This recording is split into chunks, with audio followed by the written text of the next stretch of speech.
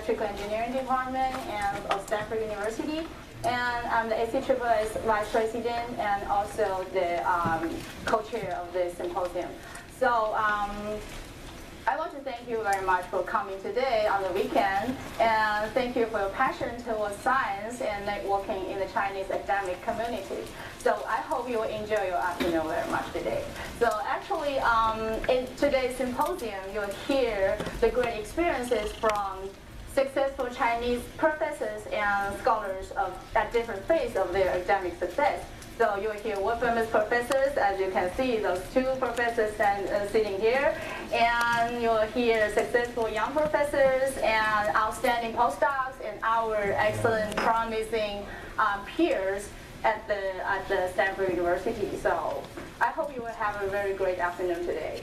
So first of all, I want to give the speech right to Dr. Taotao Chen, and he's the ACSSS Vice President and also the co-chair of this symposium. So let's welcome him. Okay, thank you very much. I will keep it short. Welcome to the first Chinese Stanford Student and Scholars Symposium.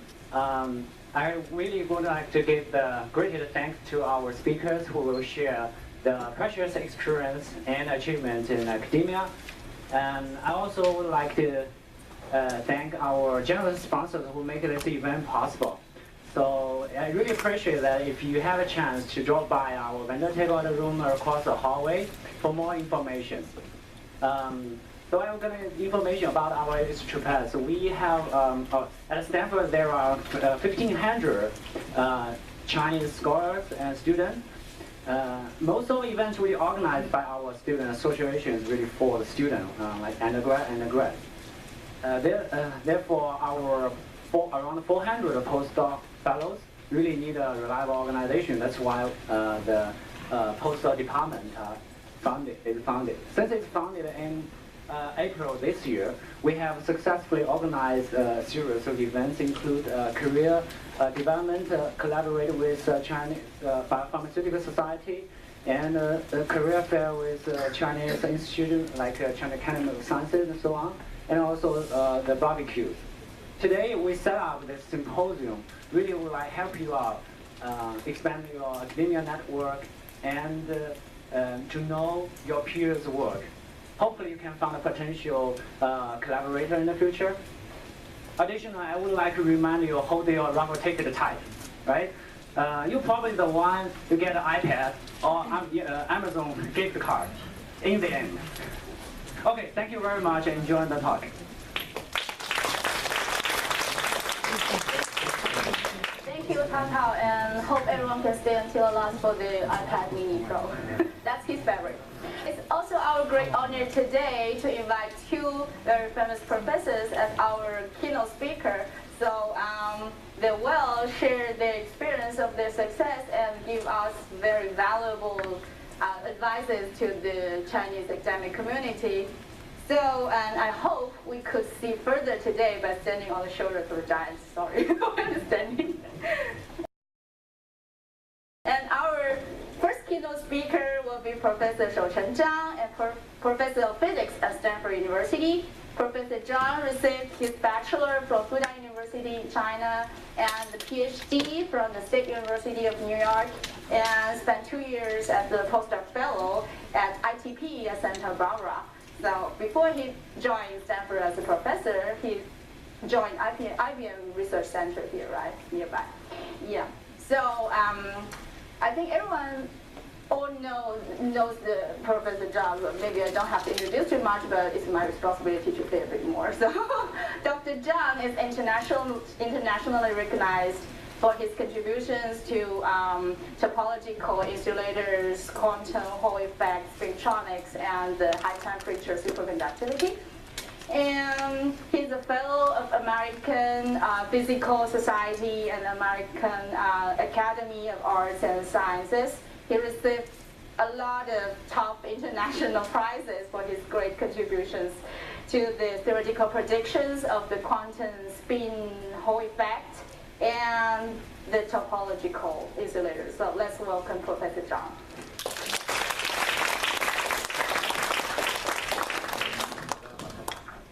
我的已经打开了。打开了。没有打开。打开了。 Okay, thank you very much for the introduction. I was very impressed that you could pronounce all these terminologies with perfection. You are doing better than Sharon Cooper on Big Bang Theory. So it's my great pleasure to come here and to share with all of you. When I received the invitation, of course, I accepted right away. The only question I had is why it happened only now. This is, after all, the first symposium among the postdocs. I would have thought that with such impressive presence of the Chinese student and postdoc communities here, we would have had this symposium of that style a long time ago. So, but of course, it's better to start now. And so I think as one of the greatest pleasure for me to become a faculty member at a distinguished university like Stanford University is always to be able to get in close touch with young people. Just like you heard from the introduction, I have been doing focused research as a postdoc, as a research scientist at IBM. But I always, at the time, had all the time, actually all the money to do my research, but I always missed the interaction with young people. And today, as I get older and older, I reflect upon that there are two important curves in life. Sorry, I didn't prepare any PowerPoint. I hope that I can get the message across. But one is, as your age progresses, your knowledge is certainly increasing and expanding, and your horizon of knowledge is expanding. But on the other hand, your own creativity is decreasing, I'm very sad to say. That's why by interacting closely with young people, I can hope to somehow reach a maximum that I can teach, bring them some of my knowledge and experience and share with them. But on the other hand, I also can get inspired by these fearless young minds who can keep on inspiring me to pursue new avenues of research, to quest for new knowledge. So today, I think because this is a postdoc symposium, it actually gives me a chance to reflect on my own career, which of course also started with a postdoc experience. So the story I tell, everybody has a different story, but this actually gives me a chance also to look back a little bit. So when I was studying as an undergraduate student, actually there's a minor correction to the introduction. I first went to Fudan University in the year of 1978, when China's university entrance system was almost first reopened after a long period. But I didn't graduate from Fudan University. I went to a free university in Berlin, in Germany, to do my bachelor's and master's in physics. But I always was very inspired and passionate about physics. And but there was still some low point in my life that I was studying that time was in the early 80s. I was studying physics. I was still passionate about it. But a lot of friends who went with me together to Germany all thought that this is a field with no future. I should rather study something more practical. I can get a job. I can maybe eventually get somewhere. So there was one summer when I took a trip in Germany. I was very interested in the history and culture of Europe because I was first exposed to it. And I visited many castles, which all impressed me greatly. But finally, there was one place in a little town in Germany called Göttingen, which had a lasting impact on my life. So we didn't visit any castle because there wasn't any. But it's a university town with a glorious history. People like Gauss and Hilbert, Heisenberg, Max Born were all there. And I went to visit a cemetery in that place, because all the great scientists that I admired will all have their gravestones there. So I went there to visit, and when we ask ourselves, what is the purpose of life? You will see that you visit a lot of the monuments when you go to the pyramids of Egypt towards the end of their life. There's only one thing they hope to leave behind, some monument that the later generation could remember. But when I visited that place, it just impressed me greatly because every gravestone looks so modest. It only has their name, the year of birth, and the year of their death. But on that gravestone, there's always something carved on it, which will live together with humanity for eternity. And this is what they have achieved scientifically. For example, in David Hilbert's, he is one of the greatest mathematicians of all time, and he posed 23 most difficult mathematical problems, some of which we're still trying to solve. And on his gravestone, he says, "Wir müssen wissen, wir werden wissen." We must know and we will know. Such was his inspiring words. He didn't even want, so modest, he didn't even want to leave behind the equation that he discovered, but he wanted to give a message for the younger generation to keep on trying to solve these difficult problems. Heisenberg's gravestone, he will write down his most famous uncertainty relationship, giving the foundation of quantum mechanics. So ever since that day, I thought to myself that life is finite, and if you want to leave something behind, it is this great knowledge that you leave behind that humanity will remember for the rest until eternity. So that has become my passion, and I love physics, but not only because physics sometimes can become useful. It can lead to great technologies. When you open your iPhone, there's so many things due to the knowledge that we created through the understanding of natural world. But very early on, I was impressed by something, that physics is not only a path leading towards truth, but it is also a path of search inspired by beauty. This may be less clear to some of you, because a lot of times knowledge is created empirically.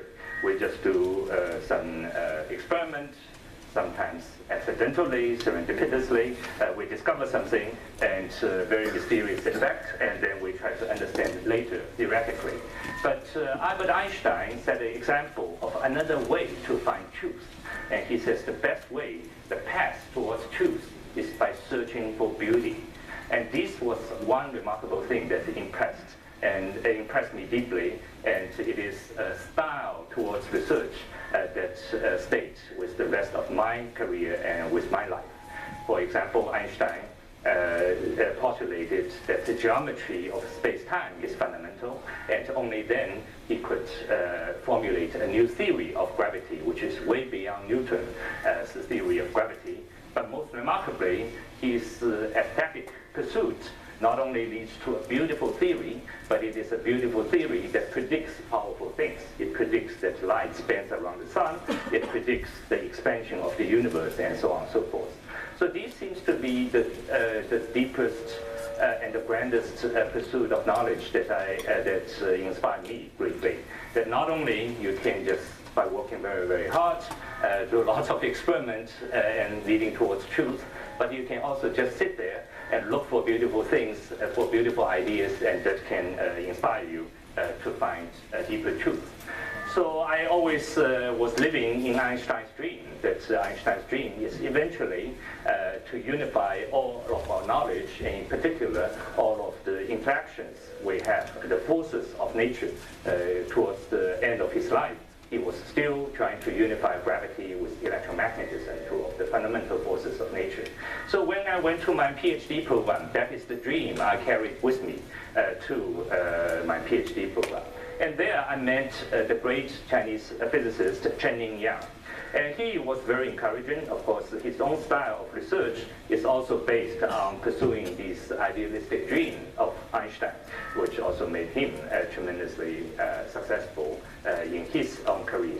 But he also taught me deeply that Einstein was successful not only because he searched for beauty and the beauty led to truth, but eventually truth had experimental verification. And in that time, and still maybe today, that the world of high energy physics is getting more and more complicated to do experiments.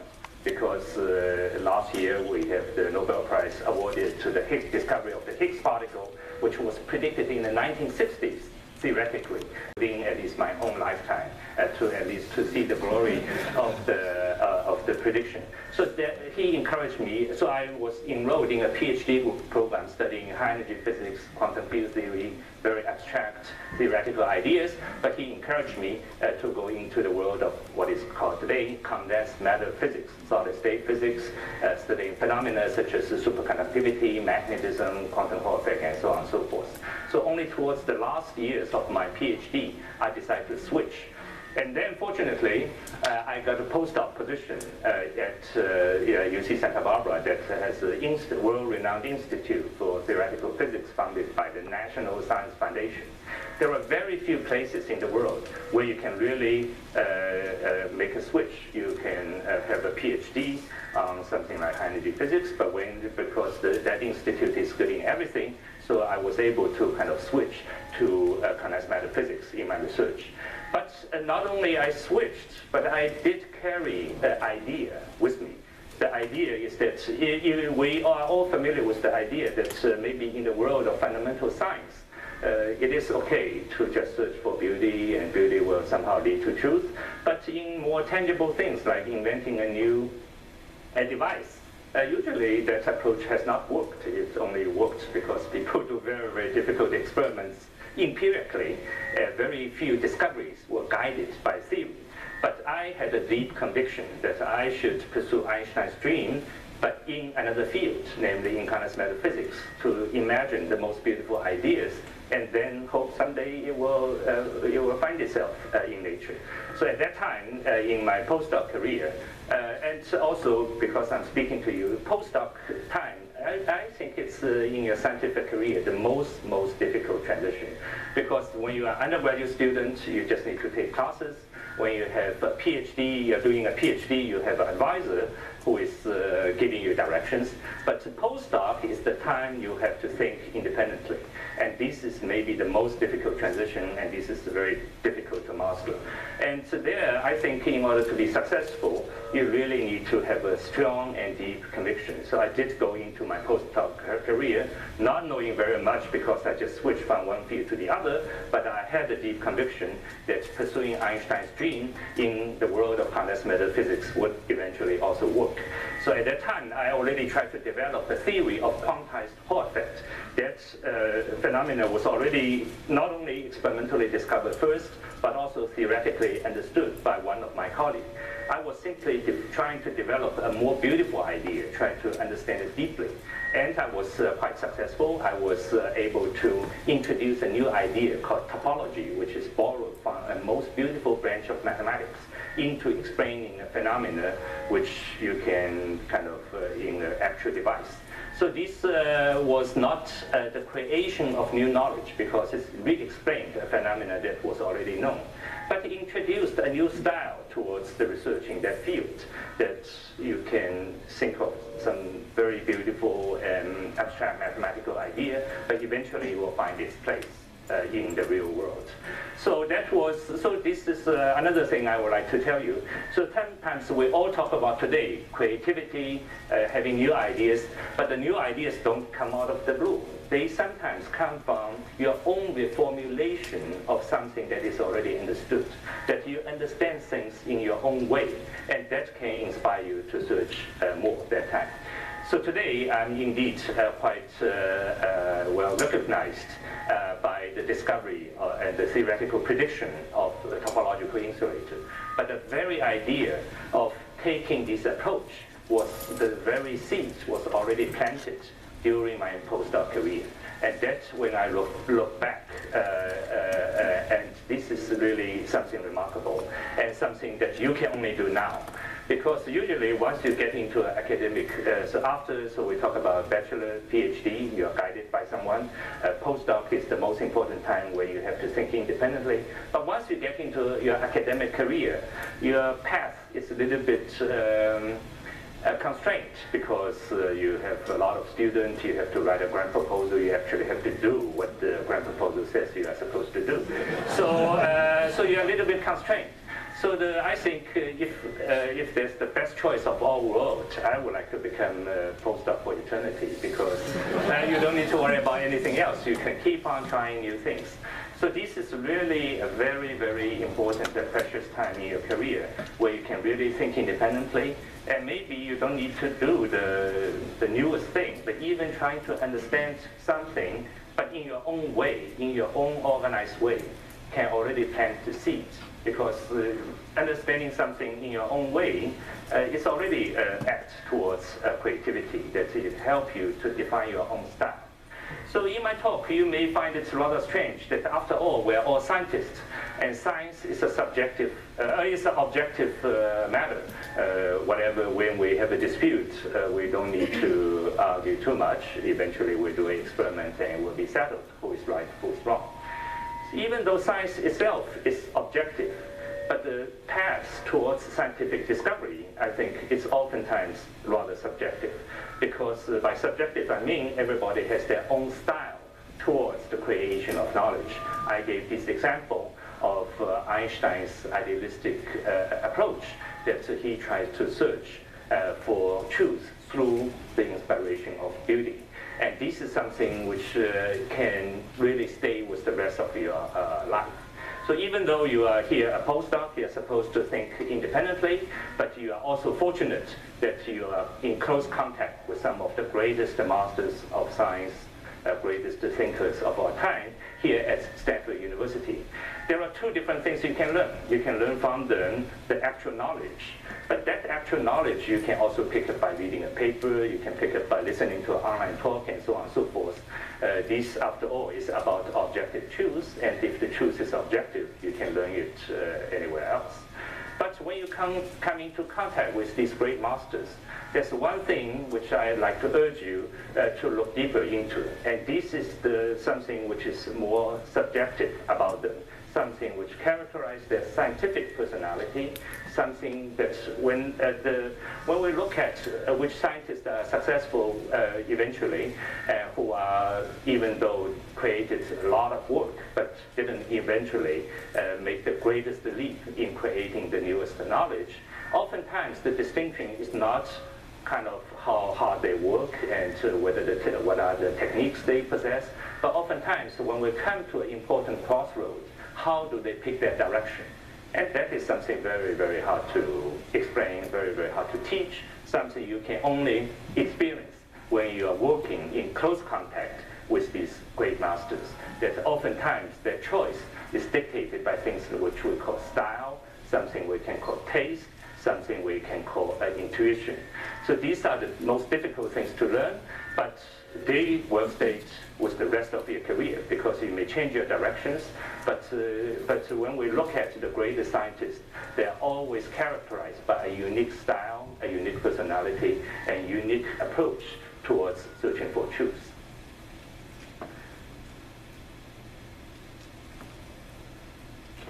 So today I'm very happy to come here to share with you.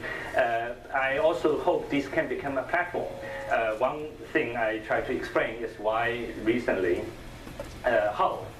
why and how recently this idea of topological insulator caught so much attention around the world. Because this idea is very strange. When you just look at the name, first of all, it's a little bit hard to pronounce. Those who can pronounce it correctly impress me greatly. But it's very strange because topology is the most esoteric branch of mathematics. Usually mathematicians pride themselves in being totally useless. They say, we just want to understand out of curiosity. I don't care whether it's useful or not. But also, it's really very abstract, even though those who can understand it perceive the great beauty within this branch of mathematics. And insulator is a piece of material. It is, it could be useful. The gate insulator, it goes into your devices and so on and so forth. But usually, these two communities never talk to each other. Right, the mathematicians in the ivory tower pursuing the deepest, the most beautiful concepts out of curiosity, and those who are working in the wet labs trying to find the next, synthesize the next insulator material for some specific purposes. What the great the important contribution that we have made is to marry these two things that seems to be totally disconnected with each other, and thereby creating a new field, which really is very exciting, not only because it could be useful, but it also is just very beautiful. The very idea it's really realizing Einstein's dream in another branch of science, in material science, something much more down to earth, rather than searching for the fundamental laws. But we find just by looking for beautiful mathematical ideas to arrive at something which is both deep scientifically, but could be useful technologically. But how can this process be accelerated? Today, when you look at the world of human knowledge, it is like a tree. It grows many branches, and it's growing new branches faster and faster. But sometimes, in order to get ahead, we always have to work very hard, and we have to become experts in our own field. And by becoming expert in our own fields, we are just getting very close to the to those branches, but we sometimes lose a picture of the grander vision of the tree and finding the very root of the tree. Because only when we go to the root of the tree, we can see the connection between seemingly disconnected branches of knowledge. But sometimes the greatest opportunity for new creation of knowledge lies exactly in those interfaces. For example, we married this very esoteric mathematical idea to which can give birth to a very useful device. I look back in my career, how can this interaction happen in the most efficient way? We have tried very hard to organize meetings among professors in different departments here at Stanford. But I find it's always quite difficult because, first of all, the schedule of the professors are very busy. To schedule appointment ahead of time is for more than 3 professors is almost impossible. But what I find is that the best way is through young people like you, because I have my own way of understanding. If I want to try to understand the work of another professor, when he tries to explain to me, I find it very difficult to understand because he has his own way of understanding. But then I tell my postdoc, I say, you go ahead and learn these new things. But explain it to me in my own language. So this exercise actually is very, very useful. I just told you that the discovery that we made that my very first step is not immediately creating something new, but I understood the phenomena. Others have understood, but I understood in my own way. If you can understand something or a lot of things, or another branch of knowledge that is not in your own field, but you can understand them in your own way, this already plants the seed for another great discovery. And this is my hope for this symposium, that you are young, you still can take risk. The higher the risk you take, the greater is your reward. And I hope this can become a platform in which we can really learn from each other and maybe in the process lead to a great creation of new knowledge. Thank you.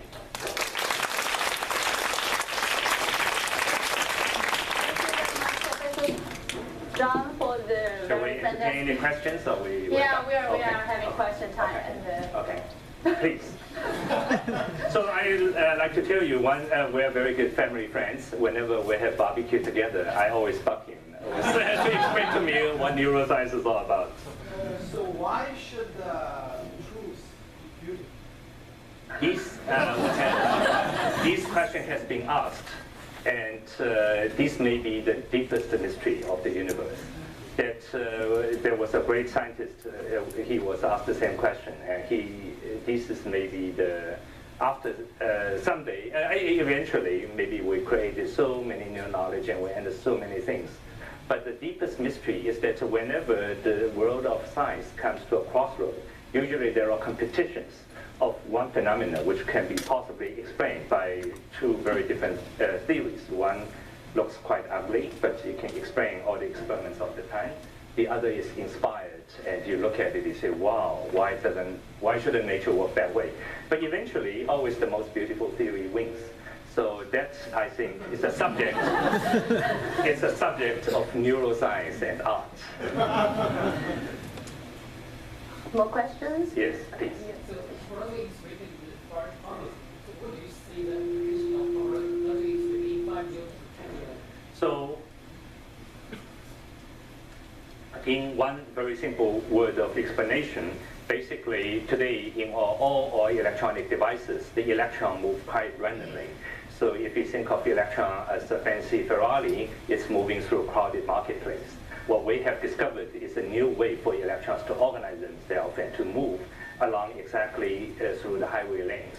So the greatest promise is that it can lead to electronics which has very low dissipations. And that can be very useful. For example, you can have a cell phone which you charge every month. That would be our dream. Okay, Yes, questions? please. I have also a very philosophy question. Yeah. You inspired me a lot saying that, of course, we must and we will understand. Yeah. And I was. Yeah, we must understand. We will Although understand. there's no scientific proof showing that there is, you can prove that you can understand or you can disprove that you cannot understand or whatever. So I was wondering that based on the limitations of as human being is, do you think if there is a truth beyond whatever the universe is, do you think that people? Yeah, so not only as we a species, believe, and so this is when you ask whether scientists have certain faith or not. I think these are the two greatest faiths. One, I hope they're also one the same, that there's one unifying theme among all human knowledge. That's the deepest belief. And at the same time, that this greatest and the deepest knowledge is at the same time beautiful. And when I really think about it, this is what makes life meaningful. Otherwise, it's just some collection of fragmented knowledge. If you don't see the unity, if you don't see the beauty, the purpose of life seems to be so meaningless. Okay, question? Yeah. Yeah. So with the keep that down, we are always like just the balance between physics and mathematics. Yeah. So to make our knowledge useful in terms of that field, what do you have any advice? Yeah, I have advice. I think oftentimes we are faced with a lot of problems of the world. Today we see a lot of idealistic young people. They try to say, and so oftentimes when you look at the application forms to Stanford University, they say, I want to change the world. I want to solve this problem. This is a very high pursuit, and I admire that. But oftentimes I find in scientific research, a purpose-driven research, I think is less successful. That's very strange than a curiosity-driven research. Yeah, sometimes we're just, if you have a purpose, you're working a little bit like an engineer. An engineer, it's only best if the goal is somewhat there. But a lot of times with greatest scientific discovery, there's not even a hint which direction you should look for. And the best guide is curiosity. Actually, I have a follow-up question. Yes, please. So I think in the grant applications, if it's curiosity-driven research, then I think it's not as will be as successful as the one which is driven by Yeah, the so purpose. this is an unfortunate thing, and I have a story also to tell. When I first came to Stanford University, I was, of course, like every other scientist, have to start a grant application process. And I applied to 4 different institutions, and I was completely denied by every one of them. But still, at Stanford University, after I joined, only after 1 year, not only they were not disappointed to hire a young faculty member who cannot any single penny of research grant from federal funding, they decided to tenure me within 1 year. So that is what's, I think, the foresight of these great institutions. So what's the secret behind that? So I think, your colleagues can also see that you are guided by a pursuit that they believe can carry you very far. So I think that's the great thing about, first of all, great thing about having great colleagues, but also I think being a private university, you can be more flexible. I think today I have to write a lot of letters of recommendation, even in public universities, so I can